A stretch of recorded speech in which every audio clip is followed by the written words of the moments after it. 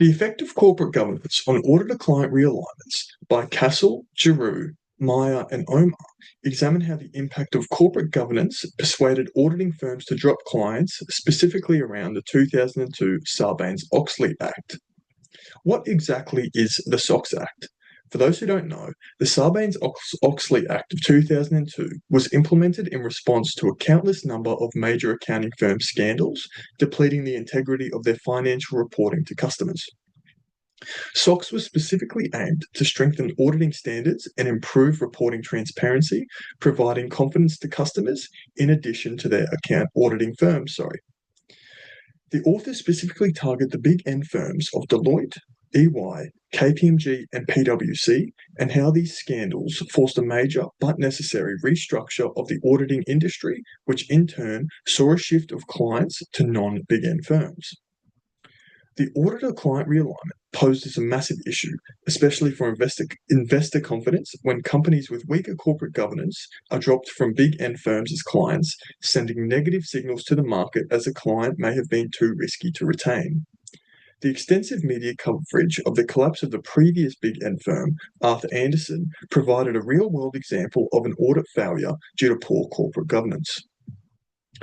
Despite prior literature suggesting that client risk characteristics, which are financial risk, litigation risk, and earnings manipulation risk, were a primary factor influencing auditor-client realignments, the author suggests that corporate governance was also an important characteristic which was not properly investigated. To investigate the true factors influencing the auditor-client realignments, the authors used a sample of clients which previously switched from big N firms to non-big N firms, in addition to a sample of clients who did not switch. To complement this, the authors created a corporate governance index which aims to identify the characteristics which are more favorable for their clients to have. Overall, the results from the report uncover that big N auditing firms take corporate governance into consideration when making client portfolio decisions. From the sample period, big N firms were releasing clients to non-big N firms who possessed little corporate governance statistics in both pre- and post-SOX periods. The authors' discoveries contribute to previous literature, identifying a role of corporate governance in auditor-client realignments, whilst building off prior literature supporting the client risk characteristics. The overall main findings from the report are that clients who possess weaker corporate governance were more likely to be dropped from big N firms during the regulatory changes from the 2002 SOX Act. Despite this, the results show that a reduced effect of corporate governance within the post-SOX period is directly due to the reduced effect of auditor committee corporate governance characteristics. However, this reduced effect is consistent with expectations of the SOX Act, which aimed at reducing the varying quality of auditing. When the author conducted a joint test for the post-SOX effect of corporate governance, the results were concluded that auditor committee governance was not statistically significant, which alludes to the fact that in the post-SOX period, auditor committee corporate governance characteristics didn't significantly affect the auditor-client realignments. Overall, the author highlights how both before and after the implementation of the SOX Act, clients with weaker corporate governance were still getting dropped, signifying that big N firms were taking corporate governance into consideration when managing their portfolios. Regarding previous literature, the author's study has stemmed from Hogan and Martin's 2009 paper, which found that big N firms drop clients which they deem as too risky. Despite Hogan and Martin focusing on restatement risk, which in short is earnings manipulation risk, the findings show that clients who were more exposed to restatement risk were dropped. The authors build off this study by creating the Corporate Governance Index to determine the effects of auditor-client realignments.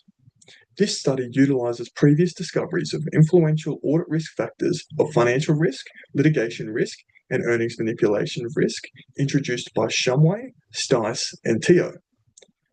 The reason for incorporating these factors is because they are proven from prior literature to isolate the causal effects of corporate governance. Financial risk is an audit risk factor as companies which are not financially stable are riskier to audit. This was measured in Shumway's 2001 report by using Z-scores. Financial risk is included as a control variable in the author's experiment to isolate the effects of corporate governance, preventing financial stress to hinder results. Litigation risk explains why particular clients are more likely to get sued, which was proposed in Stice's 1991 report and measured through the specific model Stice created. Litigation risk is included in the experiment to mitigate auditors dropping clients who are potentially legally risky instead of their corporate governance. Earnings manipulation risk occurs when firms manipulate earnings to position themselves to be an attractive firm to invest in or boost profits. This was proven to influence auditing risk in TO's 1991 report, which measured financial manipulation risk by using the absolute values of accruals. This specific audit risk factor is included to confirm that auditors are only dropping clients because of their corporate governance and not because of earnings manipulation.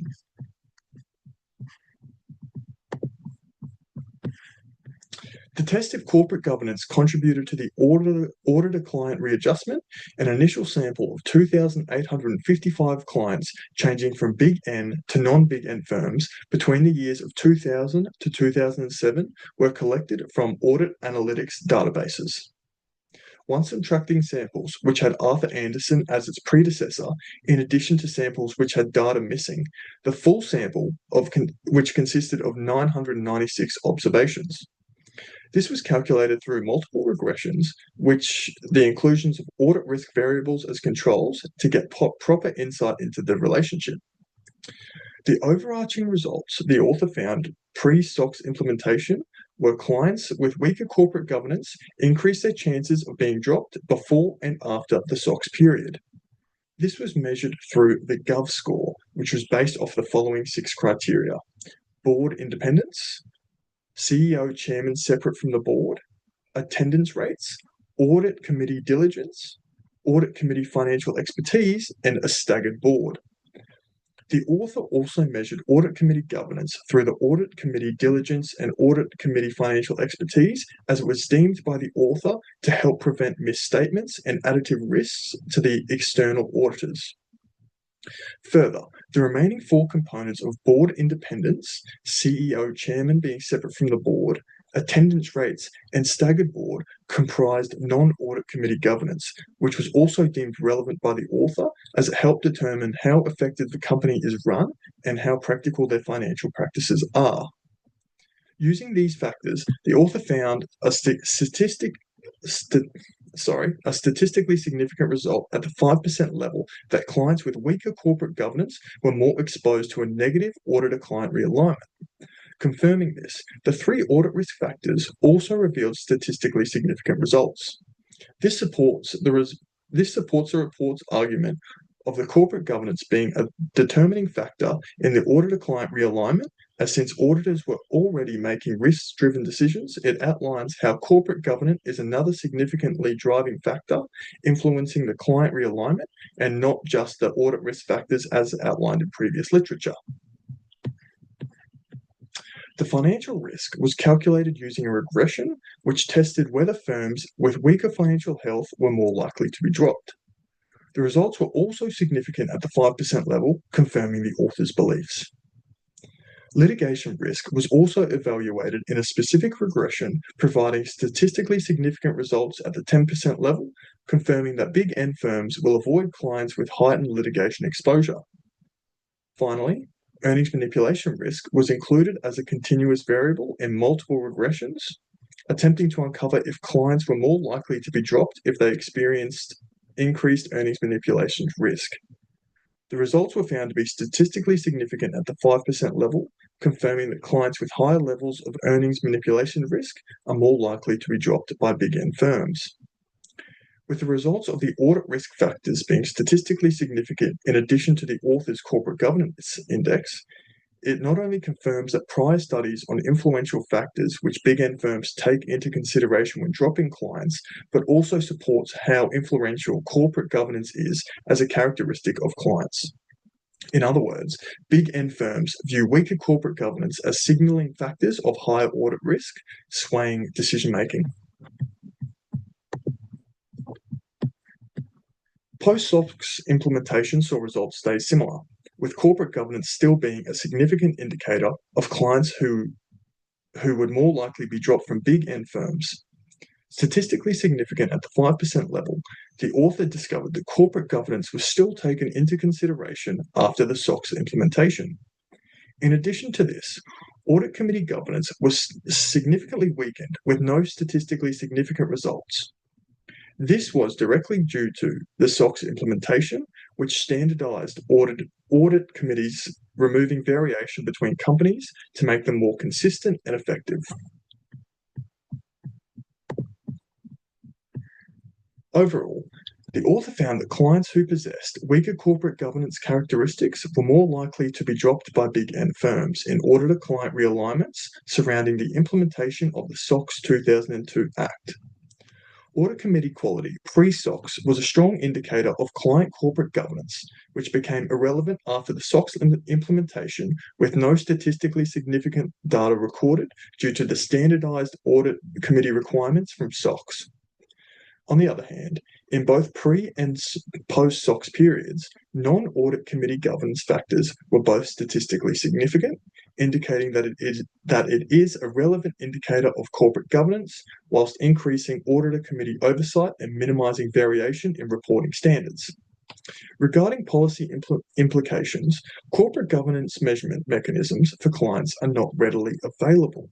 By introducing a mandatory mechanism and standardized reporting for corporate governance characteristics, efficiency for auditors would improve while also increasing investor and analysts and confidence. As it has been determined through the study that corporate governance influences auditors' clients' decisions by making a standardized public reporting structure for corporate governance characteristics, the vast benefits include greater comparability across clients, fast risk assessment from auditors, whilst placing more emphasis on boosting corporate governance in firms. Thank you so much and have a good day.